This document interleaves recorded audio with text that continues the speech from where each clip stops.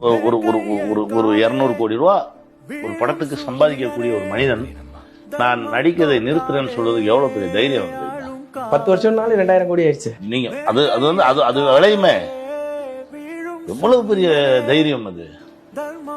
இங்க நம்ம தமிழ்நாட்டில் இருந்த நடிகர்களும் நிறைய பேர் அரசியலுக்கு வந்திருக்காங்களே, வர்றேன்னு சொல்லியிருக்காங்க, வந்திருக்காங்க, என்னென்னமோ பண்ணியிருக்காங்க. யாரும் நான் நடிப்பை நிறுத்து, நான் முழுக்க முழுக்க மக்களுக்காக சேவை செய்யறேன், அடுத்து வரேன் அப்படின்னு சொல்ற தைரியம் எல்லாம் யாருக்குமே வரல சார்.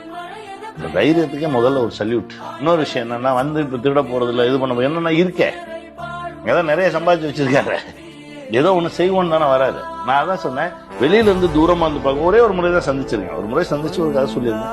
இப்ப வெளியில தூரமா நின்று பார்க்கும்போது என்ன தோணுது, ஒரு தமிழ்நாட்டு பிரஜையா என்ன தோணுது அப்படின்னா, தைரியமா ஒரு மனுஷன் எனக்கு இது இருந்தா வேணாம்பா, நான் 100% மக்கள் பணி செய்யறதுக்காக வரேன், எல்லாத்தையும் நான் தூக்கி வச்சுருவேன். ஏன்னா தோத்து போய் வரல, படம் இல்லாம வரல, எப்போ